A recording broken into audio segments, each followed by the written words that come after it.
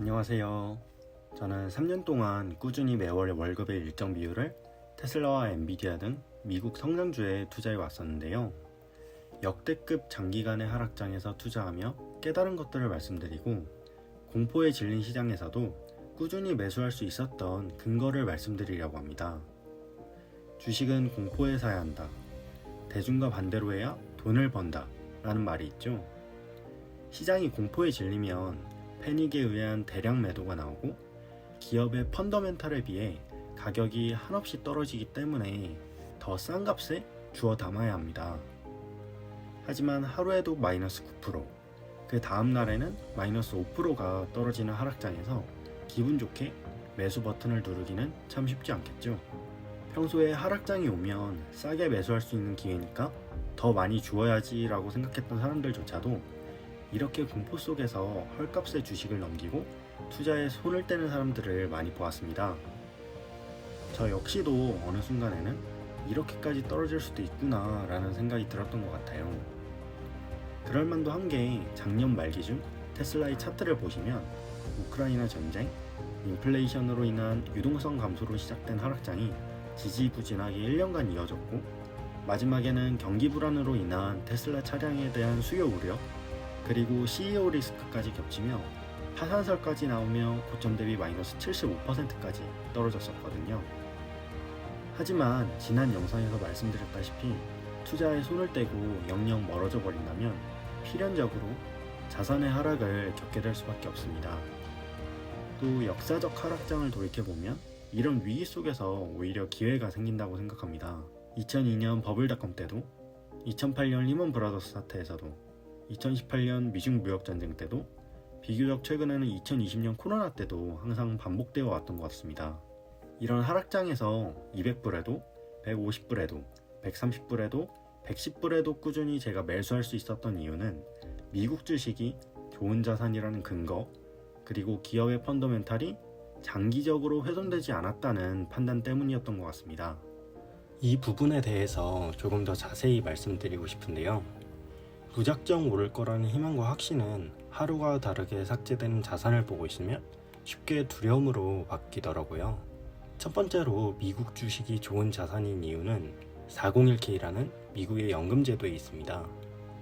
우리나라의 연금제도인 국민연금제도와 비교를 해보자면 일단 자국 주식의 비중 자체가 다릅니다. 국민연금의 경우 50% 이상의 대부분이 우량채권에 투자가 되어 있습니다. 자국 주식의 비중이 20% 이하라고 해요.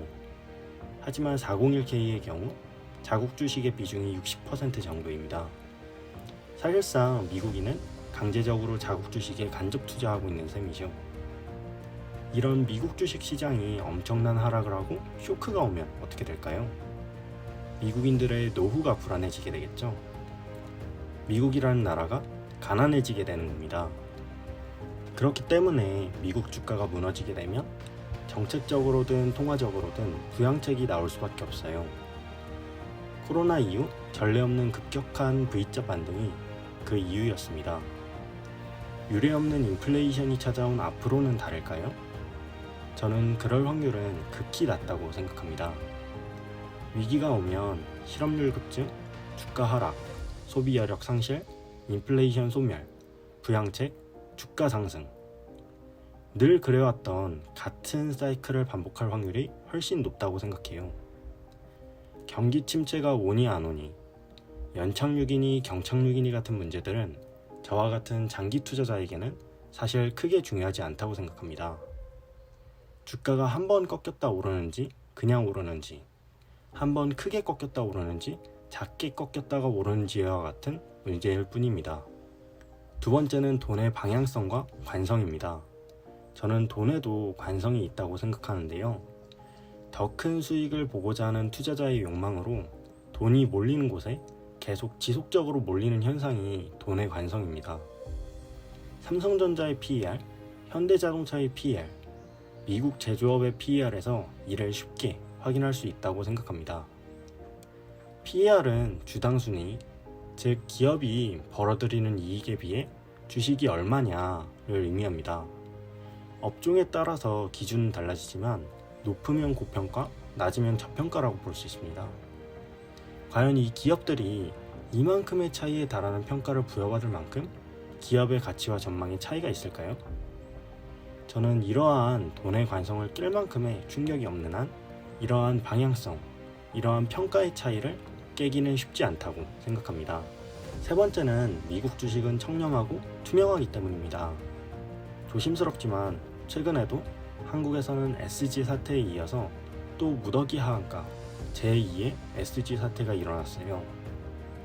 현재 수사가 진행 중이기는 하지만 작전 세력이 주가를 인위적으로 부양했었다가 수익 실현을 했다는 거죠. 시총 10조 미만의 이런 기업에서만 이런 일이 일어나는 것은 아닙니다.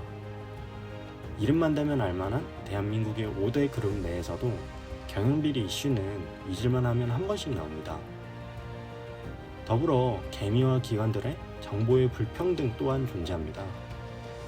실적 시즌 한국 기업들의 주가를 보면 어닝 서프라이즈, 최대 실적이 발생했을 때 주가가 내리는 경우도 빈번해요. 앞으로의 성장성에서도 문제가 없었는데 말이죠.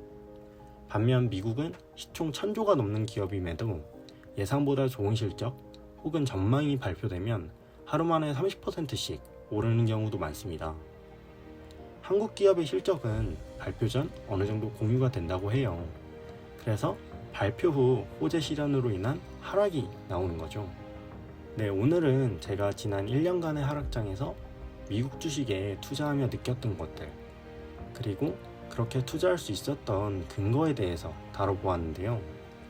저는 저점 대비 많이 올라온 지금도 감히 말씀드릴 수 있을 것 같습니다. 미국 주식은 로우 리스크, 하이 리턴의 좋은 자산이라고. 물론 단기간 많이 올라온 만큼 어느 정도 조정을 받을 수도 있겠죠. 분위기를 탄 만큼 상승이 더 이어질 수도 있고요. 저는 내일 혹은 다음 주, 다음 달에 주가가 오를지 내릴지는 잘 모르겠습니다. 하지만 모르는 걸 아는 것이 진짜 아는 것이란 말이 있죠. 장기적으로는 100%의 확률로 상승할 좋은 자산을 모아가는 것이 바로 부를 가져다 줄 것이라고 믿습니다. 지나간 역사가 이 사실을 증명해 준다고 생각합니다. 네, 오늘도 영상 끝까지 시청해 주셔서 감사드리고 영상이 도움이 되셨다면 구독과 좋아요 부탁드립니다. 감사합니다.